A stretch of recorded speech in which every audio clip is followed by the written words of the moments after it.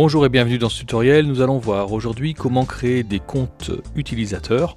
Alors évidemment, ça va fonctionner que si vous-même êtes administrateur du compte et si vous voulez donc créer des comptes pour certains de vos collègues par exemple.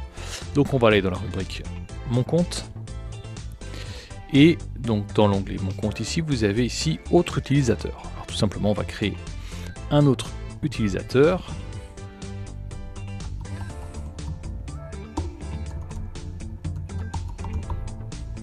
Donc mon cher collègue Jean-Michel à peu près. Voilà, donc je mets le nom de la personne et puis son email. Je vais créer le compte utilisateur a été créé pour Jean-Michel. Par défaut, la personne va recevoir un mail et elle va pouvoir définir son mot de passe. Voilà, c'est un processus très classique. Et cette personne aura par défaut tous les droits, donc les mêmes droits que vous en termes de création de médias, d'ajout, de suppression d'écran, de playlist, etc. Vous aurez des droits identiques. Si vous voulez par contre lui affecter des droits spécifiques, eh bien vous pouvez le faire en cliquant sur la petite molette qui est ici. Et on va voir les différentes possibilités. Alors on va les parcourir de manière assez rapide, mais ça va vous permettre de voir à quel endroit en tout cas se joue ici le réglage des permissions pour chacune des personnes. Alors dans la partie connexion, vous pouvez préciser les adresses IP publiques qui sont autorisées à se connecter. C'est-à-dire que si cette personne-là se connecte d'une adresse IP publique différente de celle que vous allez préciser ici, eh bien tout simplement sa connexion sera refusée. Voilà, donc si vous voulez vous assurer par exemple que la personne se connecte bien de votre bureau ou en passant via un VPN, etc. Vous pouvez le préciser à cet endroit. Deuxième onglet ici, la permission liée à la médiathèque avec des sous-rubriques dossiers, playlists et médias. Vous voyez par défaut, cet utilisateur peut tout faire, créer, supprimer des dossiers, renommer, vider la corbeille, déplacer, partager, etc. Il a vraiment accès à tout.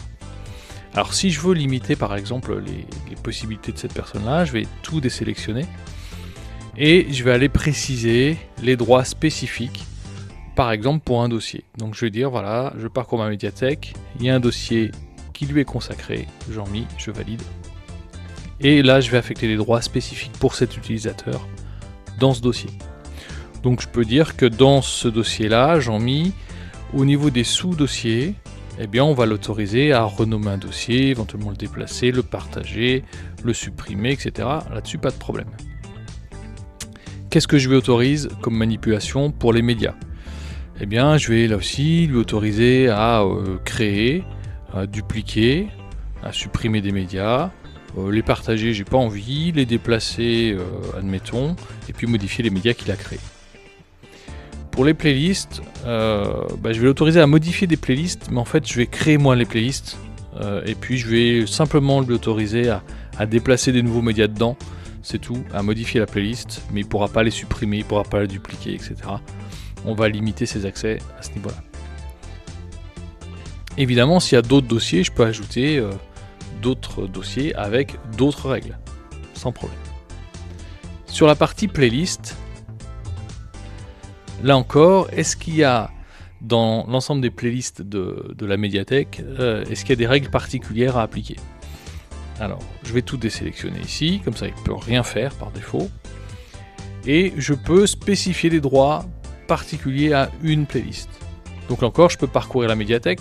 Ok, le dossier Jean-Mi, on a créé les règles tout à l'heure, donc on sait ce qu'il a le droit de faire dedans, notamment on lui a laissé une action spécifique sur les playlists qui sont dans ce dossier-là, où il peut juste les modifier. Mais je vois que j'ai une autre playlist qui n'est pas dans ce dossier. Je peux très bien l'ajouter. Et sur cette playlist en particulier, lui donner encore des droits spécifiques. Voilà. Alors je ne vais pas le faire ici, mais vous avez compris un petit peu le principe. Même chose pour les médias. Hop là, enregistré. Voilà le comportement par défaut. Je vais tout enlever. Je vais dire voilà, il a le droit de rien faire. Éventuellement, si j'ai un média en particulier en dehors du dossier sur lequel j'ai déjà mis des règles particulières, Si j'ai un média et je veux l'autoriser à faire des choses en particulier sur un média, pas de souci, je sélectionne le média et je peux là aussi lui affecter des droits spécifiques.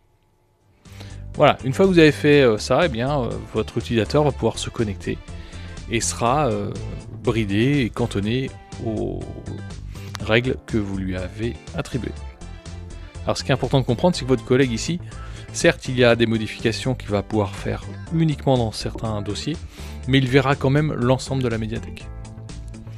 On va continuer, je vais revenir sur la petite roue ici. On a été dans la permission de la médiathèque, tout ça on a fait, et on va maintenant aller dans la permission liée aux écrans. Encore avec 3 sous-rubriques, notamment la partie écran. Par défaut, l'utilisateur peut ajouter des nouveaux écrans. Donc si vous avez un parc d'écran qui doit être augmenté par exemple, eh bien la personne pourra le faire. Ou à l'inverse, comme d'habitude, vous pouvez tout à fait tout désélectionner.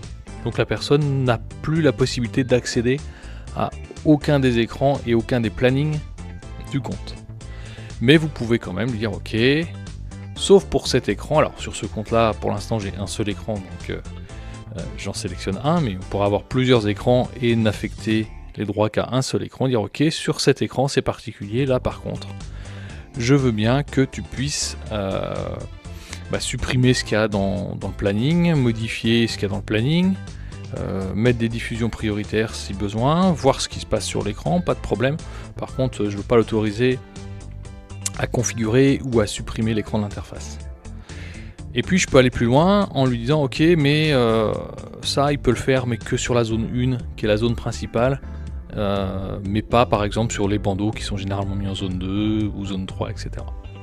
Donc on peut vraiment avoir des réglages fins sur les droits qui sont affectés à un écran.